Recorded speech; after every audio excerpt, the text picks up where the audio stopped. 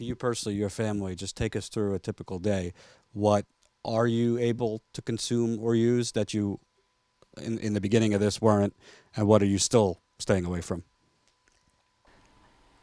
At our typical day for my family is we try to avoid the water as much as possible. We drink bottled water. We use it for cooking. It's very difficult to cook. We are starting to, unfortunately, eat a lot of packaged foods, fast foods, because we're afraid of even washing the kitchen counters, the dishes.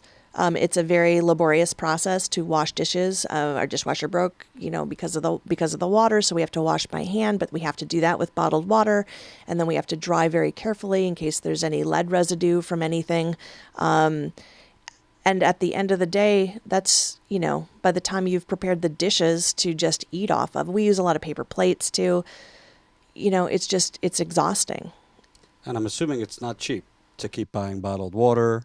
You have to packaged food, fast food is considered, I guess, a little cheaper than healthy food that you could buy. But are you getting most of your water from relief donations or buying it yourself? Because your porch is pretty much a stockpile of bottled water, which I said, oh, I brought you some water, but it looks like you have a lot. And you said, no, that's only going to last us a week. Yeah, we're also kind of like a way station for our neighborhood. We've got a family living next door to us with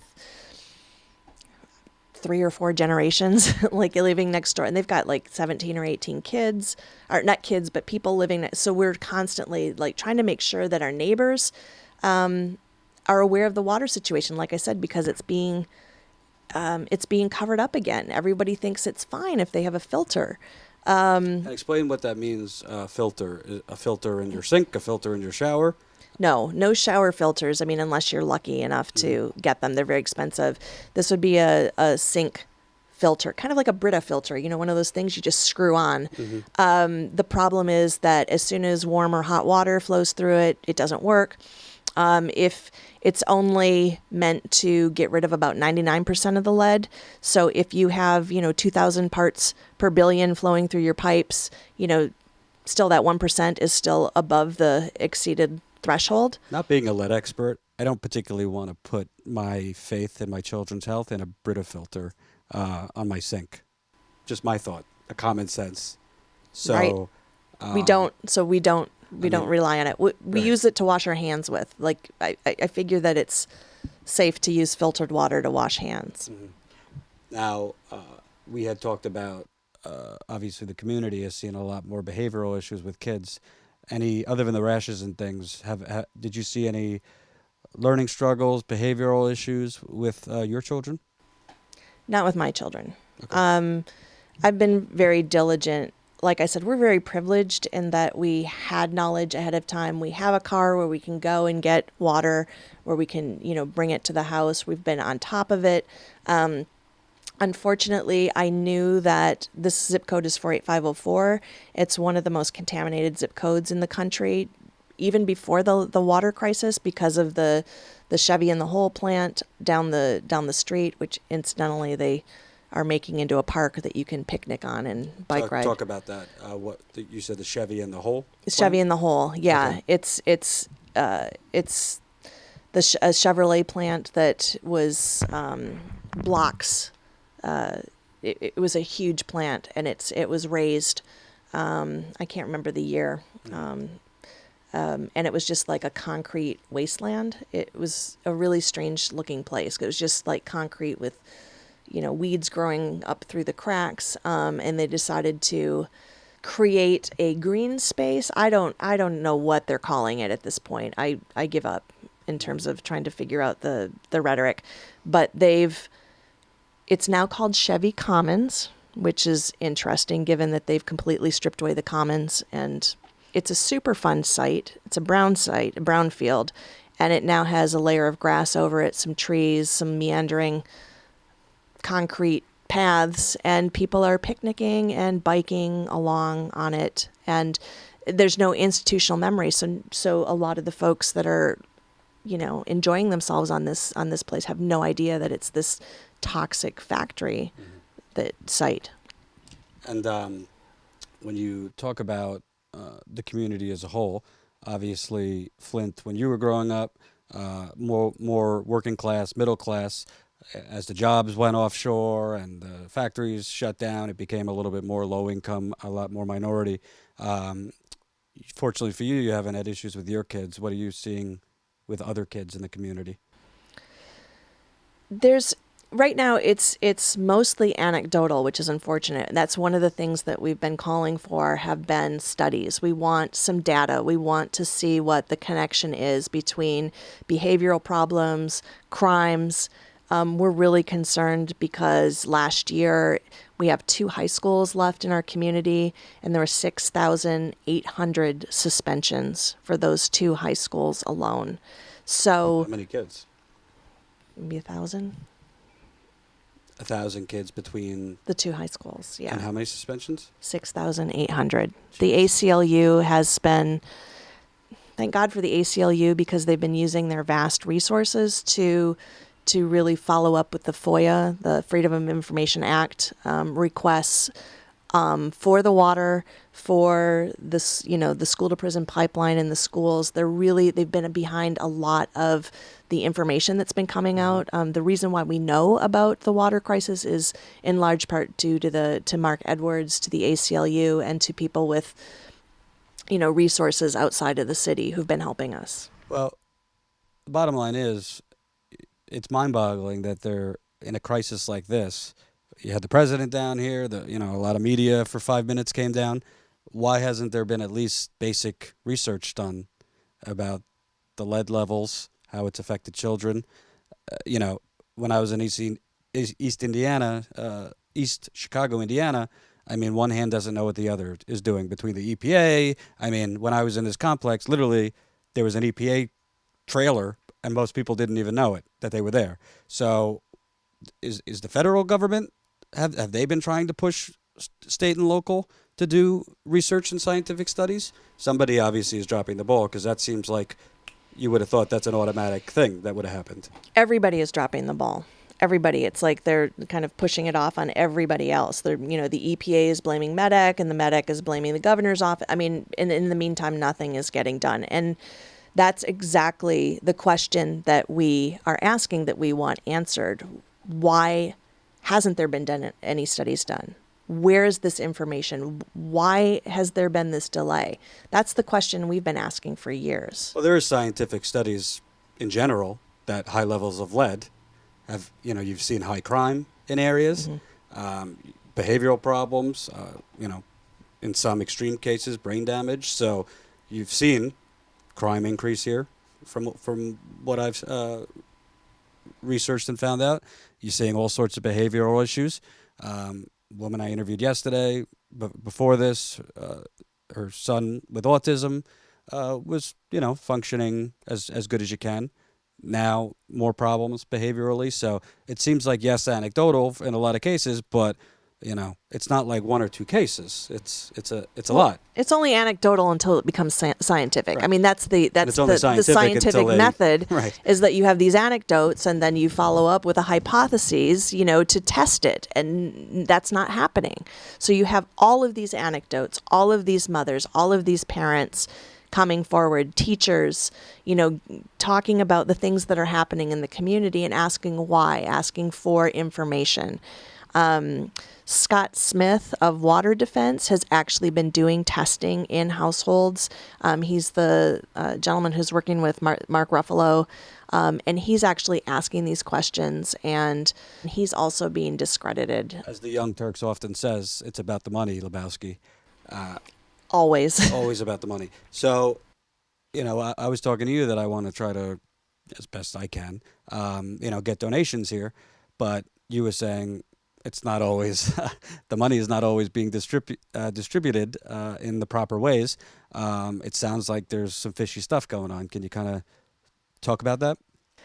Some very fishy stuff. I mean, we want to know how much money has been donated and where it's gone. There has been no accountability in terms of the donations that wonderful, kind-hearted folks have, donated all these resources, filters, money, and we don't know where it's ended up. And that's one of the questions we're asking. And again, we're getting stonewalled. Well, I know this is a complicated question, but if people are donating to various organizations, United Way, all these organizations, the common thought is they are distributing water out, shower filters, all these things. So why the suspicion? Has there been tangible? Is it kind of like, okay, well, we still don't have enough water? Many people are saying, or we're not getting this, we're not getting that. So where is the concrete resources that people are sending in money for going?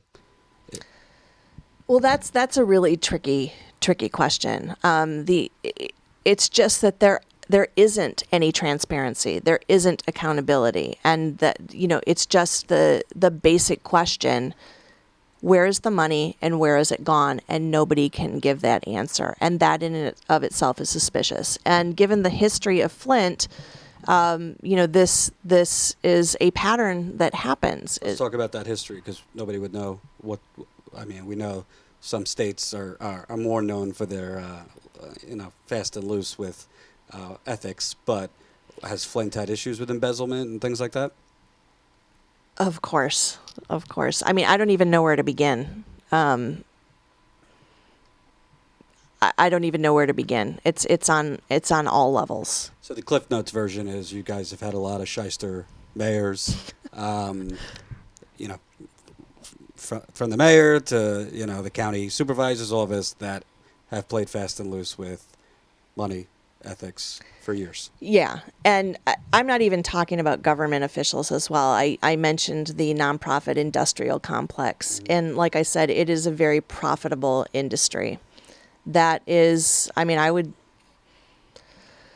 it's not a very popular sentiment to say, and it's one of the reasons why I'm having problems at work. And I'm a member of a union, and it's a very it's a really not popular stand to take, to go against the Mott Foundation, to go against CS Mott or the Ruth Mott Foundation or against United Way. But I would look at their administrative costs. So maybe it's not that it's necessarily illegal, but there's some very, I think, unethical practices that are being done. So when you talk about lack of transparency, these organizations that people are donating to, they don't have a searchable database, how much money has been donated, where it's been allocated, percentages to water, percentages to this. There's none of that on websites, on documents they have to file legally. There's a little bit, but we want an accounting. We want a strict accounting. And there's a lot of other GoFundMe accounts. There was a concert that was done, Justice for Flint, with Ryan Coogler. We don't know where that money went. And Kind of sounds like we need a comprehensive audit of all of this. I think so. Mm-hmm. I would we've been calling for the Department of Justice to come in and do an investigation of all of the players from the bottom up to Snyder, because he's investigating himself. I guess more of a psychological question. You seem like a strong-minded person, but when you're living in this for 2.5 years, young kids, I'd say 5 to 6, because it's been the these austerity policies. Right. Yeah. I'm talking about the acute switch from the water. What is your kind of daily mindset? Is it kind of like get through one day at a time? It kind of is. And because it's like one day at a time, because every single day there's a new mini crisis. You had mentioned you're kind of like encamped out in your house. Well, we're not going to put any money into, fixing it up, or, it was a fixer-upper to begin with, and we just stopped, because at some point I have a feeling we're just going to have to walk away, because we've gone past the point of no return with the pipes. I mean, they're leaking into the walls. I don't even know what the damage is, and I really think that they're trying to, get people to leave out of the city. But in terms of our mindset, it's, every day there's a new crisis. Snyder announces one day he's going to close 100 public schools. Then he announces another day that he's appointed an ex-BP executive to be in charge of medic. I mean, so every single day there's something to address, to answer to rally people around, to organize. And also, just coincidentally, laws were changed to make it harder to recall a governor. Harder to recall and harder to FOIA him as well. Can you talk about that recall? What was passed to make it harder? We've since he's been elected, we've been trying to recall him and trying to get petitions in. And there are so many little things that he has inserted into the laws to make it difficult. Like in petitions, one of the petitions was that the font size was too big. Just little technical bureaucratic details that make it difficult to really do anything that he doesn't want to do. For people watching, if you had, I know it's tough, but if you had to kind of boil it down to one coherent message that they need to know, what would you say to them about your situation and Flint overall? Well, Flint is, again, the tip of the iceberg. I mean, we kind of have been emblematic for, what an American city has been like, in terms of, when we were a thriving factory town, the heart of the UAW, the sit-down strikes. I mean, we've always been, sort of like a symbol of, the heart of America. And unfortunately, again, we're the heart of America because this is the result of intentional decisions that have been made by politicians forcing an austerity policy, forcing profits before people. And this is the result. This is kind of like the perfect storm of what happens when you have, a disenfranchised community that's poor, that's predominantly African American. We're the face of America, and it's coming to a city near you. I appreciate you taking as much time as you have. I really appreciate you guys.